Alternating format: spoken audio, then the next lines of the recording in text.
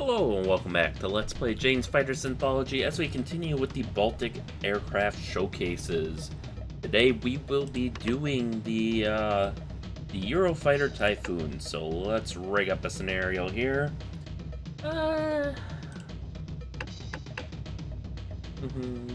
Just trying to think what we got for aircraft availability here to make up a proper national strike team.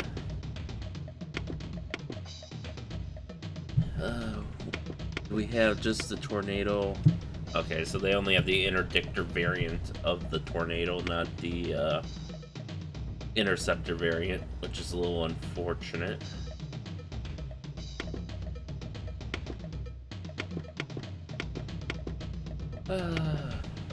Yeah, let's go with German. I think that's gonna be our best bet for a coherent group here. So we will be going over the Eurofighter, and in this example we'll be flying as German, but it could be any, of course, a bunch of different nations actually. Italy, Spain, the British, I think Austria uses it, but we'll get more into that later. So let's do German. We'll be somewhat kind to the Russians and give them Su-35s because they will undoubtedly snipe us from long range. And then we can give them some backup in the form of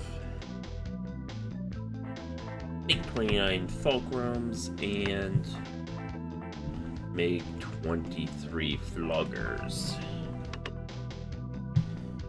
In the meantime here, we will take, of course, the Eurofighter Typhoon. We can have, let's see here.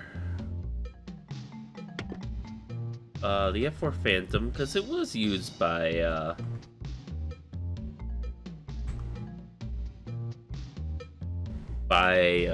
the Germans for a while. If I really wanted to go all in on the fighter aircraft, I'd give them the Starfighter too, but that's been long since retired. I suppose the only thing I can really give them is the Tornado then, and hope it has some form of let's make it 20. And yeah, let's hit a border checkpoint and hope it has some form of self-defense. Alright, so not gonna worry about fuel, so we're gonna replace that with the chaff pod, obviously enough to ensure our survival. And then for missiles, I want to take more. I wanted to take more AMRAAMs, but apparently that's not in the cards, so, got anything else European in here that we would use? Mica wouldn't be integrated. Super 530 wouldn't be integrated. Sparrows are kind of on their way out. And certainly in this case, we'd only get one off. Well, we could fire 4 against one target, but that's kind of a waste. Well, the question is, too, could we even get, yeah, it's not even letting us mount the Sparrow. What about,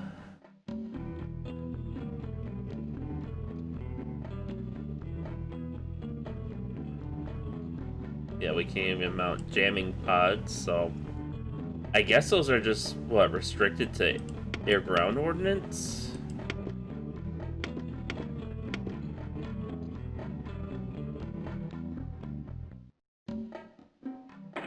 Yes.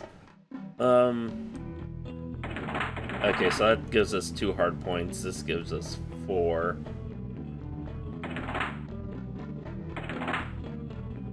let's see, that gives us 6. It also gives us 6. It's a 7, but only 1 release.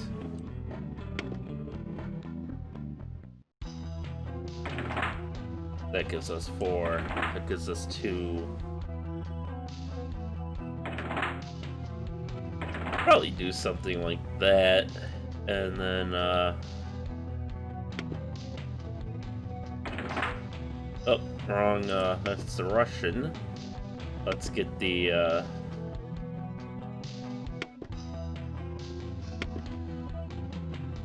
Mark 20 Rockeye. Here we go. Get, 2 cluster bombs there. And, I think that will do us, so let's get in.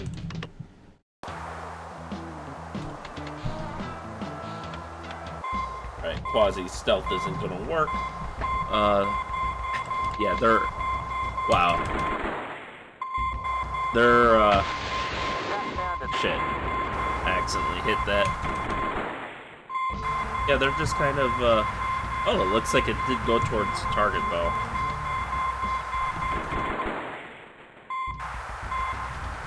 Are these the nope. Missile launch.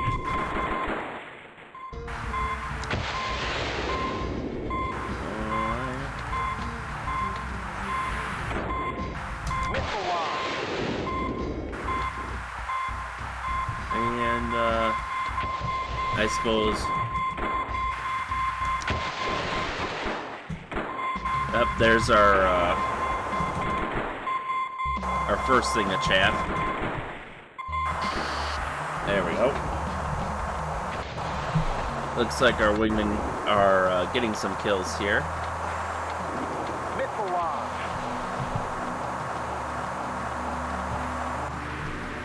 I suppose we didn't look at our group, but that's okay. It seems like they're doing well enough.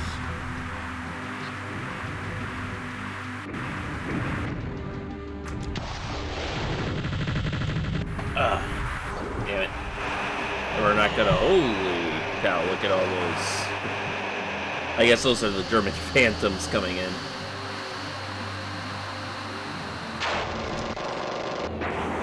Someone just dropped the fuel tank. Oh, that went nowhere. Enemies nearest bandit, 3 o'clock.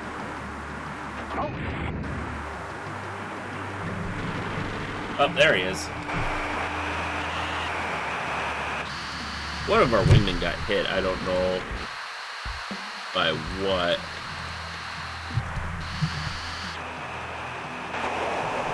Probably gunfire, I guess. That's seems to be a lot of that lately. Let's see. That makes destroyed. Well, then it should just be the guy on my ass, right? Well, a guy on my ass. Looks like there's 2 of them right now.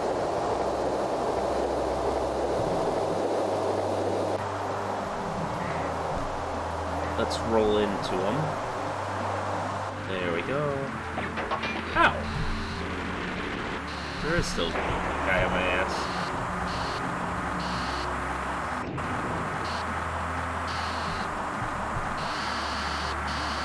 If that's a MiG-21, I'll be impressed, because I did not expect them to stick with me. Especially through that.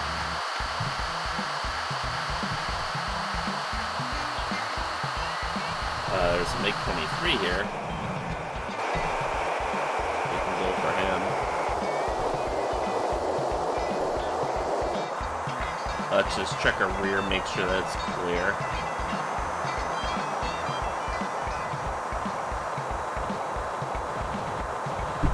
Alright, there he is.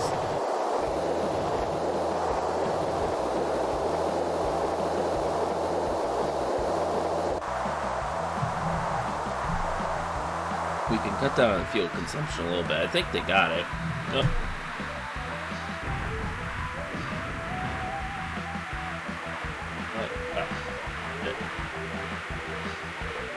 Damn it. Are we clear? Can't find anything. It's good, because I gotta fix my system displays. 5, 6. Nope.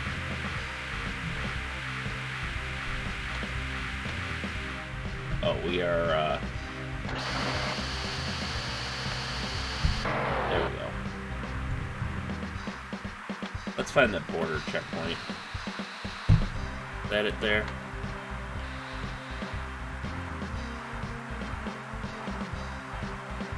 There we go. That's not the border checkpoint, but we'll find it soon enough.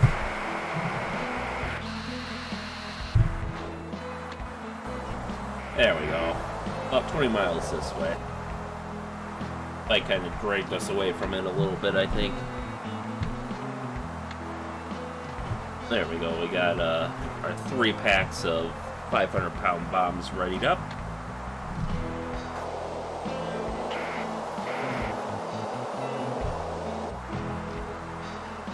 Which, by weight, is a little less explosive power than if we were to take those 2,000-pounders. But we got the... well, I guess the tornadoes are going to take care of them for us. Damn. I didn't expect them to actually do anything. As we've had plenty of missions before where I've set up... ground targets and the ground attack component of our flight just fucks off. Or was it Phantoms doing it, maybe? I don't know. But in any case...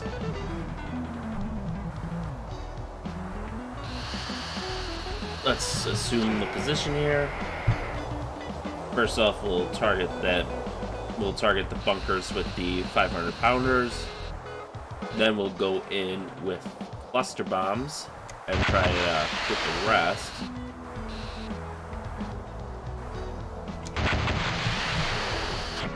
And then, if there's anything left over, we'll either gun it down or have our wingman go for it. Alright, we got that bunker. And it looks like... oh, we got close enough to that bunker.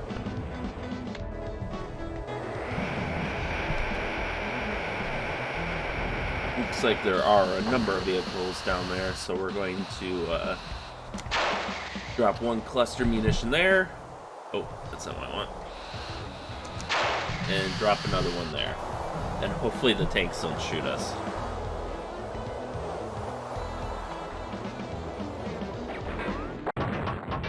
Oh yeah.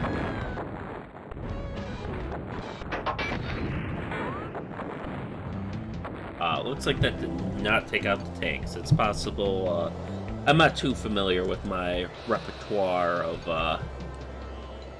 round munitions, but it's entirely possible these were loaded with anti-personnel munitions as opposed to anti-vehicle munitions.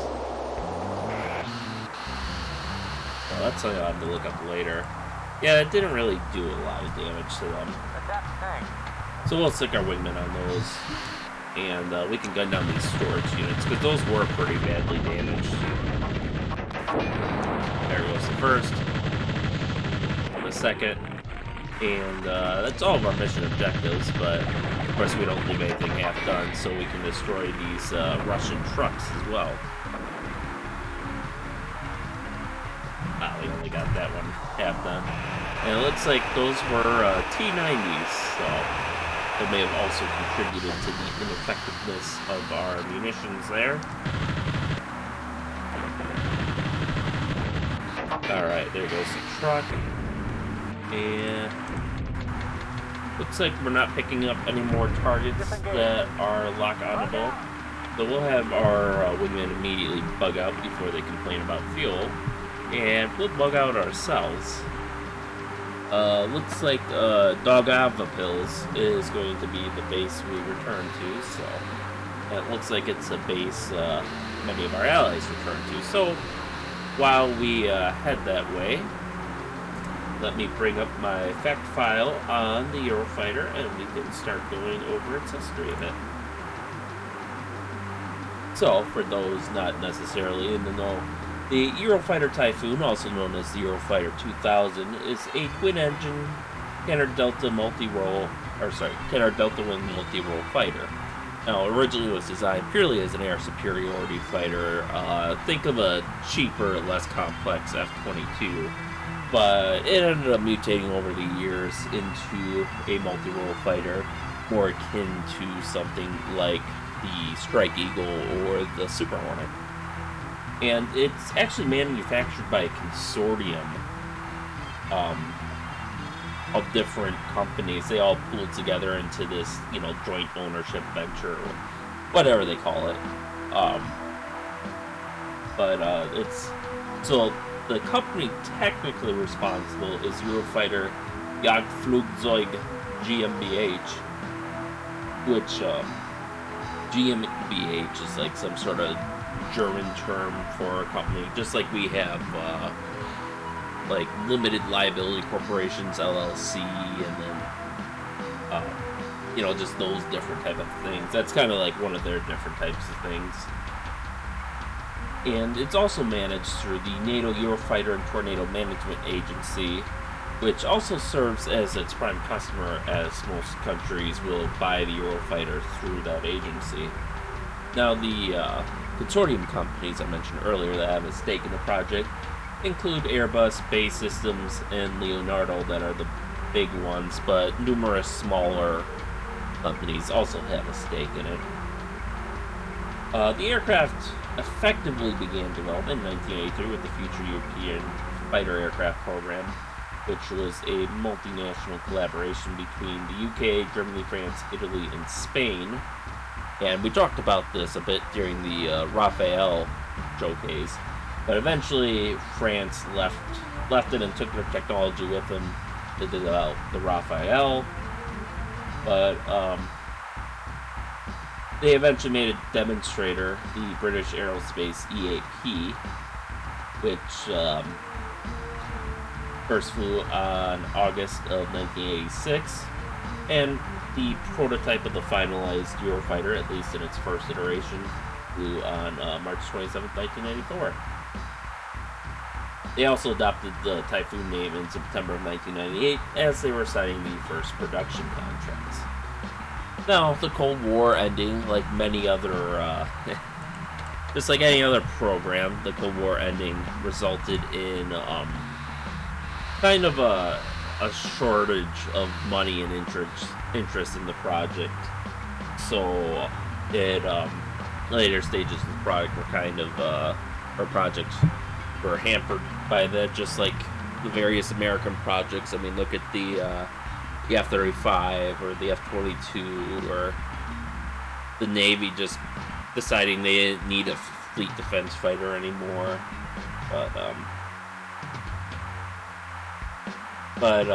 So that lengthened development somewhat, but it did eventually enter service in 2003, and it currently serves the air forces of Austria, Italy, Germany, the United Kingdom, Spain, Saudi Arabia, and Oman. There are also outstanding orders from Kuwait and Qatar, so the total expected amount of aircraft is 623 as of 2019, and I'm sure they will build even more. And it had its combat debut in 2011 during the military intervention in Libya, with the UK's Royal Air Force and Italy's Italian Air Force performing aerial reconnaissance and ground strike missions. And in most countries, it is also used as their primary air defense fighter. Now, to get into the nitty-gritty of things, so originally the UK identified they needed a new fighter as early as 1971, which, boy, did they.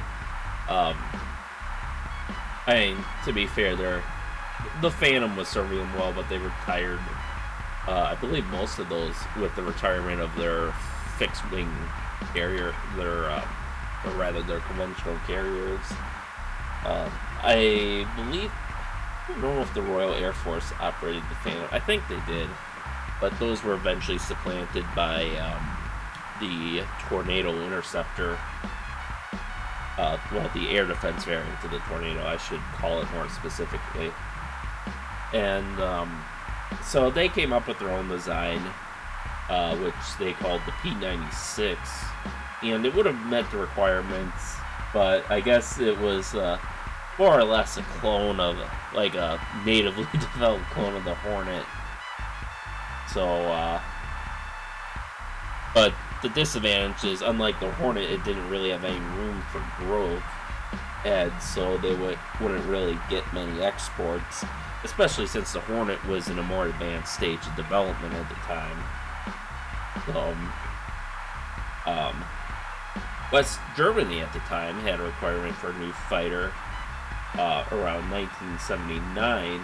So eventually, and that led to their TKF-90 concept, which was a cranked wing delta with forward canard controls and artificial stability, or I believe what we call negative stability.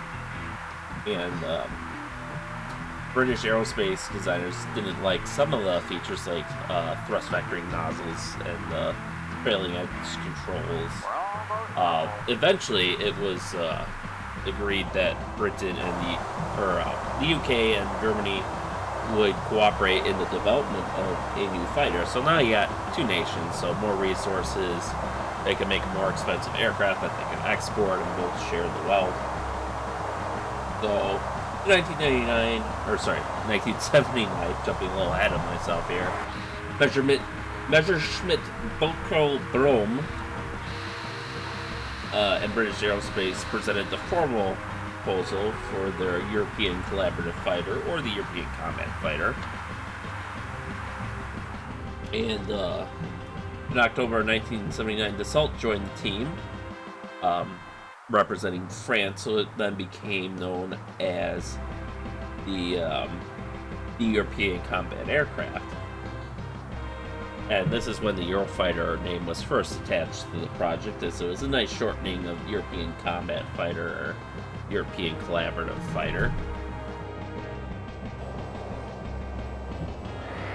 But despite the fact that they're cooperating, each nation also was still pursuing their own independent prototypes, probably just as a means of hedging their bets, but also developing their own technology that they could then introduce to the project.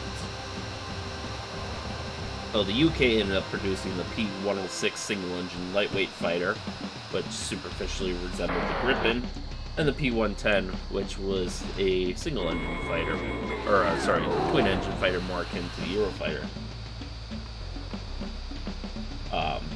The RAF didn't really like the P-106, so they just flat-out rejected it, saying it was a third of the capability for half the cost.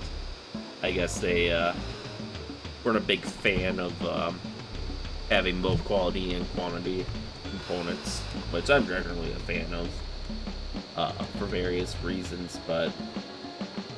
And West Germany continued with their TKF-90 project, and the ECA project as a whole collapsed in 1981, mostly because of differing requirements. Dassault's insistence that they get, a majority stake in the project, as well as ownership of the design. And Britain had a preference for a new version of the RB-199 to power the aircraft, whereas France wanted to use their Snecma M88. So at that point, France left the project. But the partners that came together to produce the Panavia Tornado, which was basically previously the biggest joint European combat. I thought I was clear to land. Oh, I was paying attention, so maybe I wasn't. Let's just careen off the runway here, because he might overtake me. Yeah, he's overtaking me. But so previously the Tornado project was like the biggest European collaborative fighter project. So they, MBB, BAE, and Air Italia launched the Agile Combat Aircraft program in April of 1982, which they started out with a design similar to the BAE P-10. P-110, with the crank delta wing, the canards, the twin tail, and it was going to be powered by a modified version of the RB-199, just like the Brits wanted.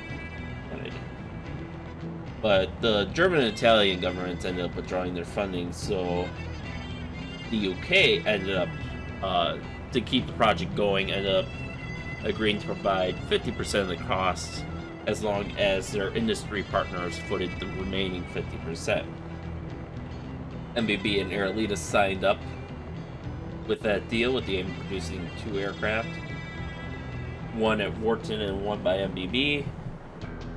And then in May of 1983, Bay announced a contract with the MLD for production of a demonstrator aircraft as well. So at this point, we should be pretty good to park now, I would think. Close enough for government work. And yeah, all our wheels, we're actually not bad. But,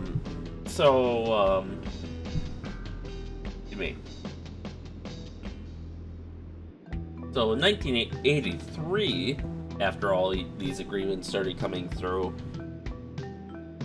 Italy, Germany, France, the UK, and Spain launched their future European fighter aircraft program.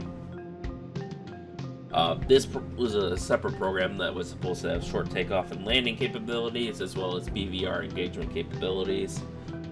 In 1984, France continued to be a dick and wanted a leading role and a carrier and they wanted the only variant to be carrier capable.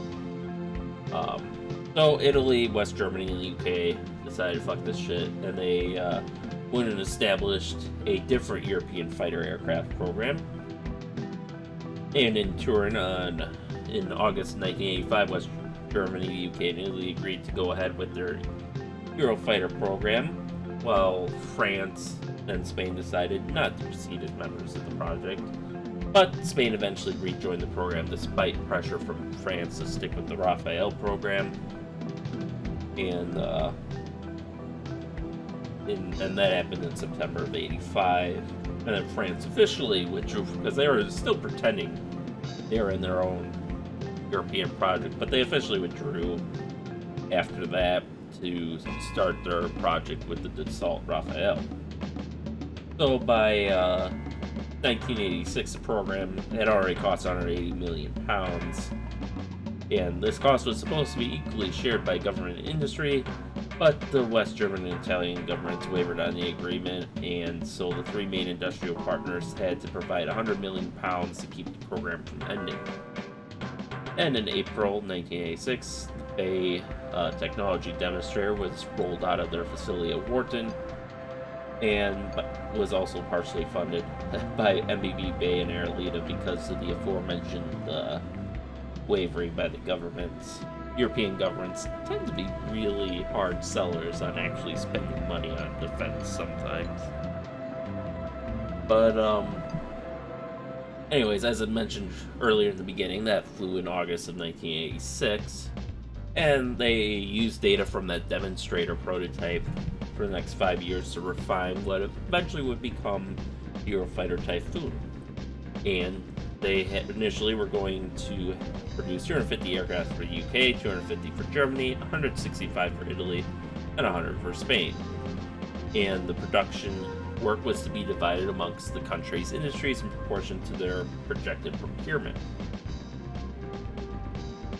And so at that point, in 1986, they established the Munich-based Eurofighter Jagdflugzeug GmbH to manage the project, as well as Eurojet Turbo GmbH, which was an alliance of Rolls-Royce, MTU Aero Engines, and Fiat Avio, now just Avio, and ITP, for development of the Eurojet 200 engine that powers the Eurofighter engine. And at this point, it was still known as the Eurofighter EFA, but in 1992 it was renamed as Eurofighter 2000, which is obviously the name that this game uses. One big stumbling block was 1990 when they had to select the radar. UK, Italy, and Spain supported the Ferranti Defense Systems-led ECR-90, but Germany wanted to use the APG-65-based MSD-2000, which would have been made by a collaboration between Hughes AG and GC Macroni.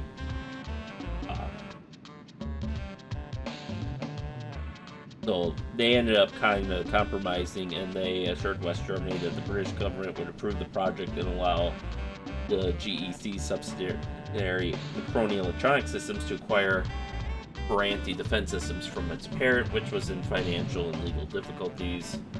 So after that, GEC withdrew its support for the MSD 1000. So I can't help but wonder if some of that was maybe a little bit of U.S. pressure to get U.S. tech in the fighter, because then they'd have to come to us for equipment and stuff, but or if they actually just genuinely preferred that. Now, this time the project was slowed down by the end of the Cold War. Germany was undergoing financial burdens because of reunification, burdens that were so great that, in fact, one of the people, or rather their chancellor who was overseeing the unification, made an election promise to cancel the Eurofighter. So they actually tried to leave in favor of taking that technology base and making a cheaper fighter out of it. But they ended up being unable to withdraw for political reasons, and also because with this agreement, Germany in particular had crafted up a variety of penalties for any countries choosing to leave the Eurofighter program that they had all agreed on before the program's completion. So because of their predecessors making those policies, because they didn't want another France happening, they ended up being unable to leave, and the program would have provided a fair amount of jobs for the German economy too. So considering that was struggling a bit, that's something they couldn't overlook, despite any financial hardship they may have been undergoing. Now, the maiden flight of the Eurofighter prototype took place in Bavaria in March of 1990. In March of 1994. And so they started undergoing cold environmental trials in Sweden to make sure it could operate there. And they ended up procuring their first fully equipped Trans 2 aircraft in January of 2008. Now, this first production contract was signed in the end of January 1998 between Eurofighter GmbH, Eurojet, and Netma. The final totals for the orders ended up being 232 aircraft for the UK, 180 aircraft for Germany, 121 for Italy, and 87 for Spain. And production was allotted to the partners based on their respective countries' procurement. So obviously they had the most, followed by DASA, which is the German company, Aerolita, which is Italy, and CASA for Spain. And they had a naming ceremony in September 1998 where they saw the Typhoon name officially adapted, initially only for export aircraft, but because it continues a storm theme started by the Panavia tornado, it ended up being adapted more or less as the official name of all the Eurofighter variants. Germany resisted a bit because the Hawker Typhoon, but the Typhoon name was also shared by the Hawker Typhoon, which was a fighter bomber aircraft used by the RAF during the Second World War to attack German targets. There were some. The British wanted to call this project the Spitfire 2 originally, but obviously Germany resisted to that because, the Spitfire fought against them. But they ended up pushing the Typhoon name through, so in September 1998 they signed contracts for the Tranche 1 aircraft and procurement of long lead time items for Tranche 2 aircraft. And then they also, in 2009, July of 2009, after 2 years of negotiation, agreements were signed for the Trans 3 contracts, Trans 3A and Trans 3B. Trans 3B never went ahead though, but with Trans 3, I believe it becomes a fully multi-role aircraft, Trans 2 started that transition from Trans 1, which is purely a fighter variant. Trans 2 introduced the multi-role capabilities, and then Trans 3, I think it's just an overall improvement.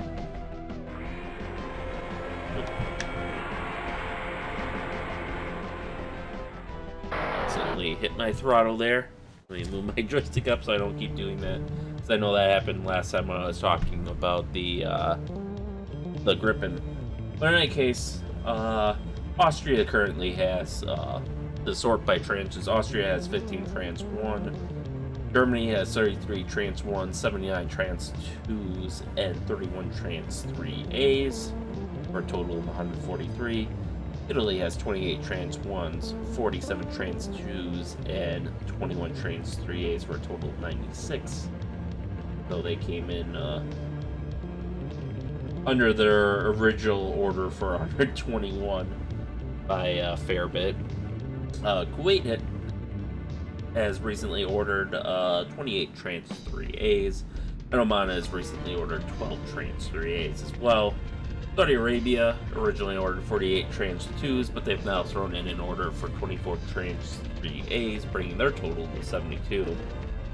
Spain has 19 Trans 1s, 34 Trans 2s, and 20 Trans 3As, for a total of 73.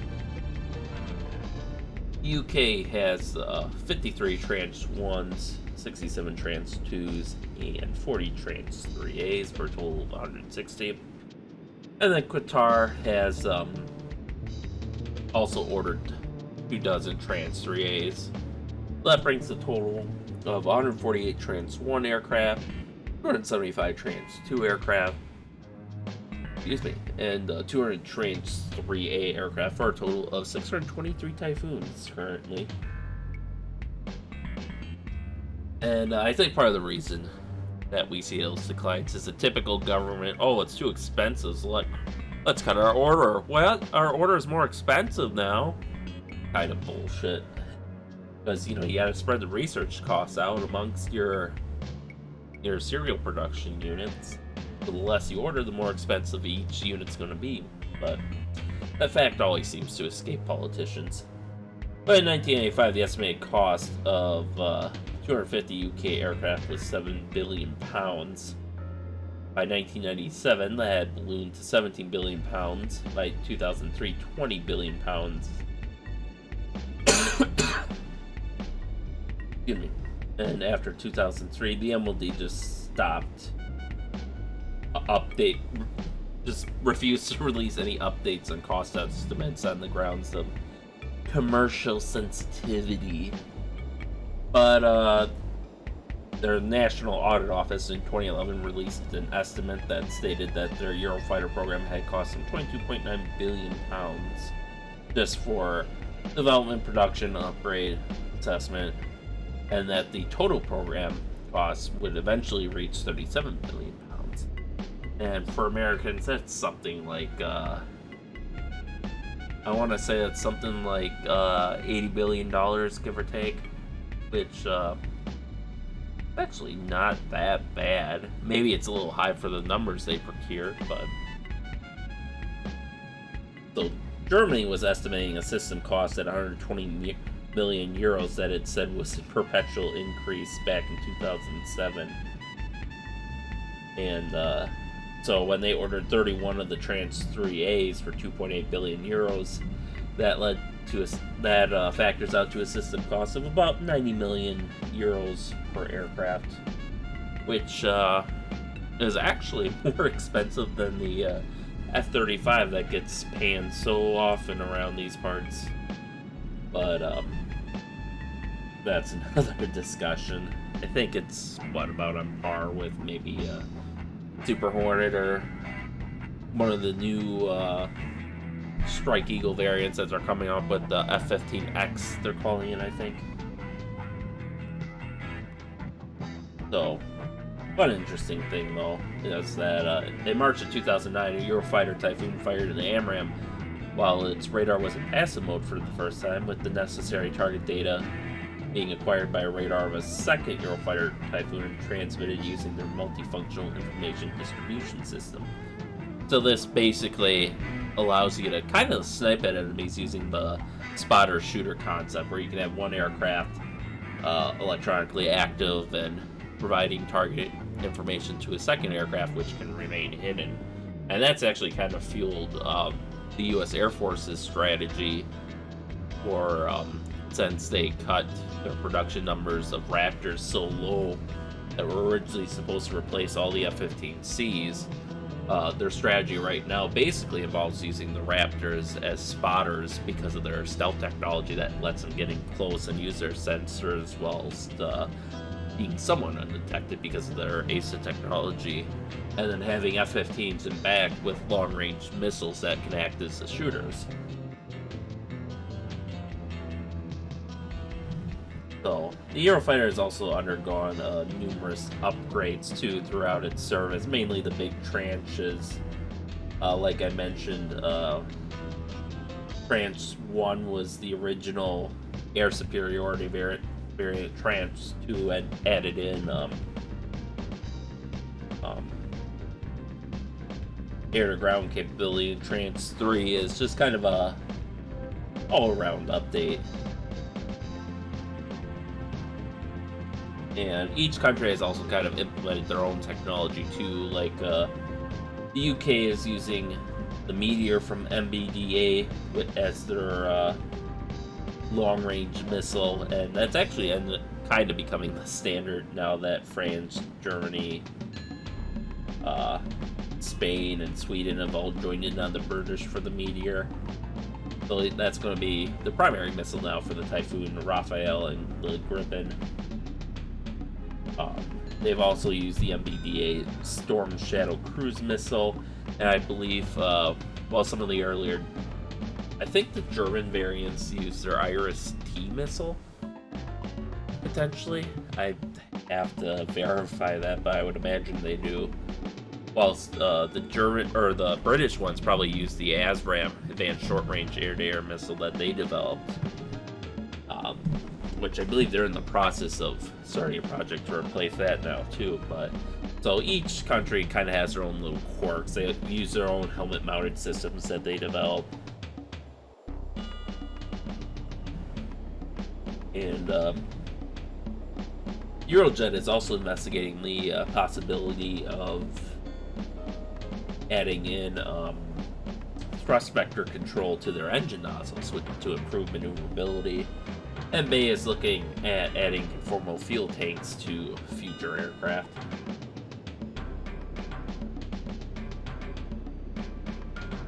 And let's see here. So, as far as design goes, we've talked in depth about production and contracts and development. Oh, hello there.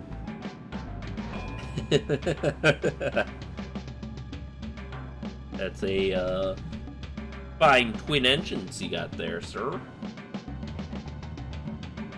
So the Typhoon is obviously a highly agile aircraft at both supersonic and low speeds, which they use with their intentionally relaxed stability design. It has a quadruplex digital fly-by-wire control system to provide that artificial stability, as manual operation alone cannot do that, which is the reason why you only start seeing these artificial stability designs, or relaxed stability, or negative stability, whatever you want to call them.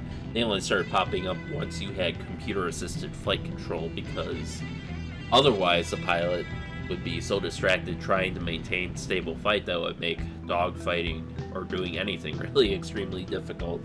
So by having the computer handle that, the minute adjustments needed to maintain stability, that leaves the pilot free to focus on fighting. Now, the pilot, or the fly-by-wire system does prevent the pilot from exceeding the permitted maneuver envelope. Roll control is done with the ailerons, pitch control with the canards and ailerons, because the canards disturb airflow to the flaps or the inner elevons. Yaw control is done by their single large rudder on the tail, and the engines are fed by a chin double intake ramp situated below a splitter plate. Now, the Typhoon also features a relatively lightweight construction, be composed of 82% composites, of which 70% is carbon fiber composite, and 12% is glass fiber reinforced composites. And the estimated lifespan of the Eurofighter is 6,000 flight hours. And while it's not designed as a stealth fighter per se, like the F-22, it does have some stealth reduction features. The jet inlets at the front conceal the engines from radar, excuse me, by basically diverting the air around in what they call an S-duct to conceal the actual engine fans. So I think it's a little less efficient since now your air doesn't have a direct intake to the engine. It's, gotta go around a curve to get to it. But it does, with more powerful engines these days, I think that's generally a trade-off most countries are willing to make. And it does reduce radar signature by quite a fair bit, as those those engine blades reflect a lot of radar. And then a lot of other surfaces known to be highly reflective to radar, like the wing, the canards, the leading edges on the fins. Those are all highly swept, so that way they don't reflect directly back at the emitter. They get bounced off in a different direction, so that's kind of from the F-117 school of stealth. And they do make some use of radar-absorbent materials to coat a lot of their significant reflectors as well, like the intakes, the rudders, the strings, the leading edges. And they also make extensive use of passive sensors, notably the IRST, or infrared search and track, which minimizes the need to emit electronically with radar, since you can just look at thermal signatures then. So that kind of, you see a lot of flack, especially on the internet, about the European and Chinese and Russian fighter designs, because they make the use of canards to enhance their maneuverability somewhat, because they tend to compromise stealth. But in this case, the Eurofighter design team has taken measures to try to minimize the effect that those canards would compromise what stealth the aircraft has, even though not necessarily being designed as a stealth fighter, it's still relatively stealthy. Probably, if I had to estimate, it'd probably be a bit lower than the Super Hornets, which those are actually, fun fact, the Super Hornet, despite being larger than the Legacy Hornet, has a smaller radar signature. I want to say it's about half of that of a Legacy Hornet. So, they've, and the Block 3 Super Hornets are supposed to be even harder to detect by radar, so I'm really excited for when those come out. As expected of a modern fighter, the Typhoon features a glass cockpit with three multifunction displays. So, they've got all the digital extensions there. They, of course, use the HOTAS principle, so that way they can put more buttons on a pilot's fingertips. Emergency escape is provided by a Martin Baker Mark 16A ejection seat, with the canopy being jettisoned by two rocket motors. And then they have a standard G4 suit to provide protection, sustained protection of up to 9G. German and Austrian Air Force pilots wear a hydrostatic G-suit called the Dragonfly, which provides protection to the arms as well as to the chest and head, which can allow them to give them a more complete G tolerance. And in the event of pilot disorientation, like most modern fighters, the flight control system will allow for a rapid and automatic recovery at the press of a simple button, or if it notices that the aircraft is spiraling out of control or something, which it comes in the form of the automatic low-speed recovery system, which prevents it from departing controlled flight at very low speeds and high angles of attack. And of course, the pilot is warned before all these measures are employed. far as avionics goes, navigation is through GPS and the onboard inertial navigation system. They can also use an instrument landing system for landing in poor weather, and they have an enhanced ground proximity warning sensor based on the TERPROM terrain reference navigation system used by the Tornado. And MIDS provides a Link 16 data link for interoperability with NATO partners. It's got a pretty extensive suite of defensive systems. They use Praetorian, which has formerly been known as the Euro-DAS, and that responds to air and surface threats automatically by detecting. They have a radar warning receiver, missile warning system, laser warning receiver, but only on the UK Typhoons. And they have protective countermeasures in the form of chaff flares, ECM, and tolled radar decoys that are automatically deployed in the event of a threat being detected. The ESM, ECM, and MWS consists of 16 ACID 10 array assemblies and 10 radomes. And typically, each sensor in an aircraft is treated as a discrete source of information. So to overcome this, the Typhoon employs the sensor fusion techniques, much of like what you see on the F-35, which combines data from all the sensors to try to form a composite picture, so that way there's less misinformation there. You don't have sensors conflicting with each other or something like that. And it presents this as a single source of information to the pilot, so that way they don't have to flick through, 5 different sensors and try to piece together a picture from each of them.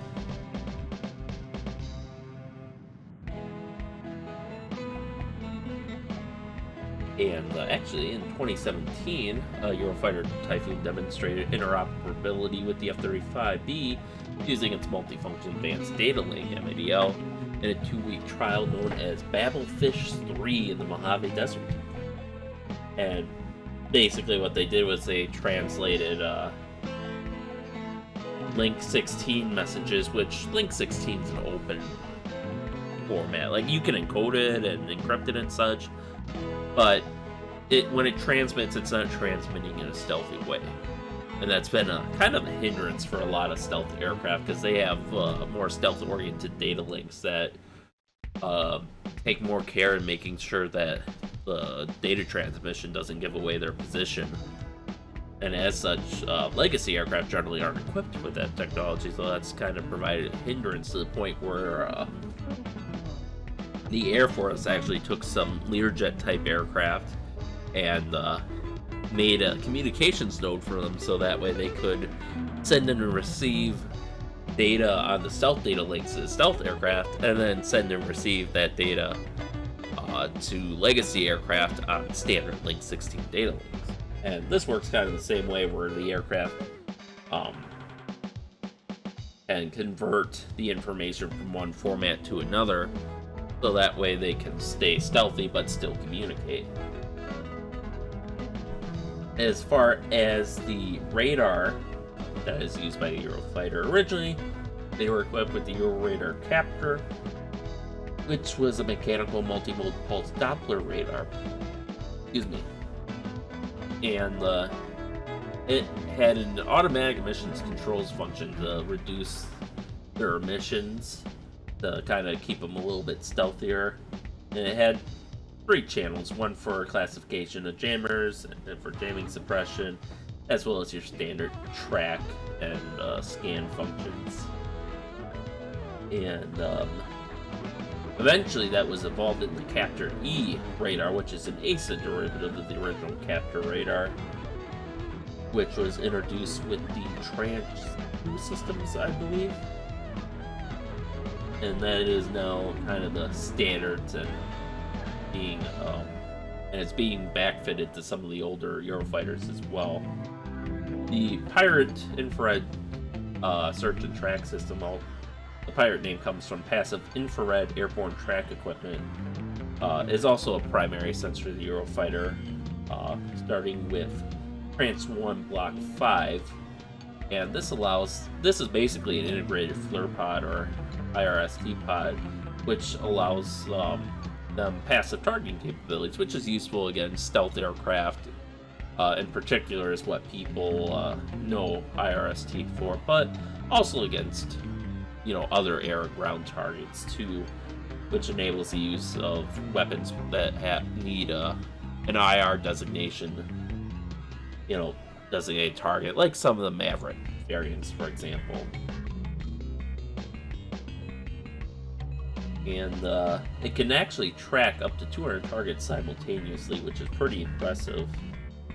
And it could also be slaved with another onboard sensor like the radar, so that way they can be used in a combined manner to find targets. As far as engines go, the Eurofighter is fitted with 2 Eurojet EJ200 engines, each capable of providing up to 60 kilonewtons of dry thrust and more than 90,000 kilonewtons with afterburners.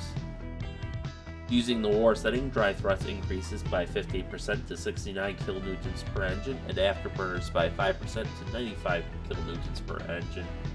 And for a few seconds, you can even get up to 102,000 newtons thrust without damaging the engine.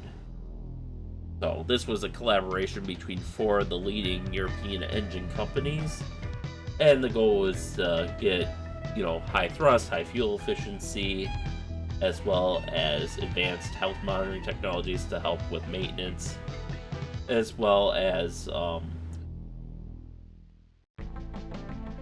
to kind of stealthize the engine too, so that way it would be less detectable. And the Typhoon is capable of supercruising at about Mach 1.1 for the FGR4 version the RAF uses, but on other operators have found that they can get up to Mach 1.2, so it depends a little bit on the variant. Officially, it's supposed to supercruise at Mach 1.5, but I rather doubt that. And as with the F-22, they can launch their weapons while under supercruise to extend their range a little bit by giving them a bit of a running start. And it does have the potential for being fitted with a thrust vectoring nozzle, which is currently being investigated.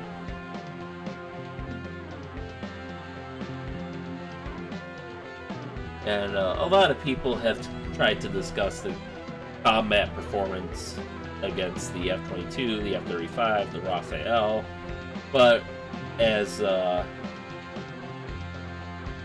a lot of those exercises are classified. You don't know the conditions of the exercise, the rules, so it's really hard to say which one would win. But I'm still willing to bet that the F-22 has the edge simply because of the extensive stealth technology would basically let it find its targets first and fire first, which in most modern combat missions is what you need to do in order to get a kill and not be killed. Now in a dogfight, that's fair game. Anyone could come out on top there, but at range, the F-22 is definitely going to be king.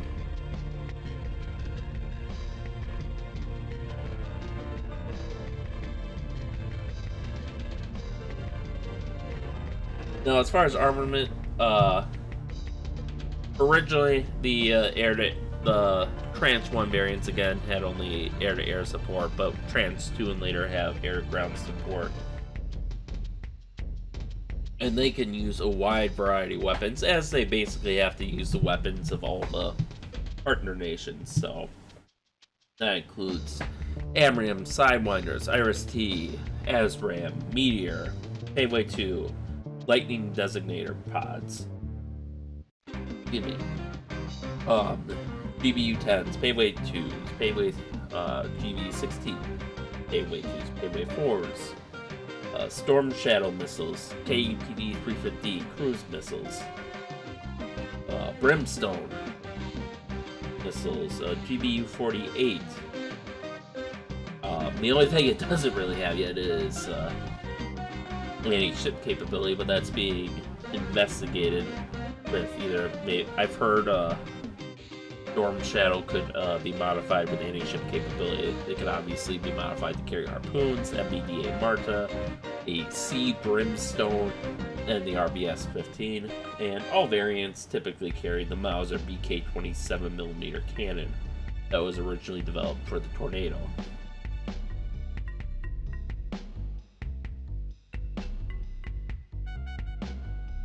Now, as far as operational history goes, Austria has basically just used some Trans 1 aircraft for air policing. The Luftwaffe mostly for air policing, but they do have some Trans 2 and 3 aircraft for ground attack, and but they haven't really used that capability yet. The Italian Air Force did actually get some combat with NATO's Operation Unified Protector in Libya, where they flew combat air patrol missions. Kuwait and Qatar's fighters are in order, I believe. And the Royal Air Force has obviously used them in combat with us in Libya and Syria. No air-to-air combat, but plenty of air-to-ground combat. You know, bombing terrorists and such. Royal Air Force of Oman has some on order. The Saudis have actually used it pretty extensively in Yemen for air-to-ground combat, because they've been involved in there for God, almost as long as the Syrian civil war has been going on at this point. So they've been using Eurofighters for that. Again, no air-to-air combat. And then the Spanish Air Force also uses them, but again, they've mostly seen air policing work and no real combat. And currently the Eurofighter is up for a couple of different competitions right now. Belgium's looking to replace their A and B F-16 variants, so they're in that competition. Denmark is looking to replace their F-16s. India is still looking for some multi-role aircraft, I believe, because they can't make a decision. They were going to go with Rafael, and then they opened it again, and they were going to go with Rafael, so who knows what that was going on in there. Singapore is looking for a new fighter, but looks like the Eurofighter was booted out in 2005. I think they ended up going with the F-15 SG. And South Korea's FX fighter program was looking for new fighters, but I think the Korean Air Force eventually decided to go with F-35As. And that's about it for the Eurofighter. It's had a few accidents, mostly just flight losses or landing, takeoff, that kind of thing, flight malfunctions. There have been some rumors that a couple of Saudi Eurofighters might have been shot down, but as far as I know, there's no proof of that yet. I take that back. On September 14, 2017, a Royal Saudi Air Force aircraft crashed on a combat mission in Yemen's Bayan province, killing its pilot. Obviously, the Saudi government said it was because of technical issues. Rebels are going to say they shot it down, and at the end of the day, no one's really ever going to know for sure. But yeah, the rest are all mid-air collisions, overshooting the runway, that sort of stuff, so...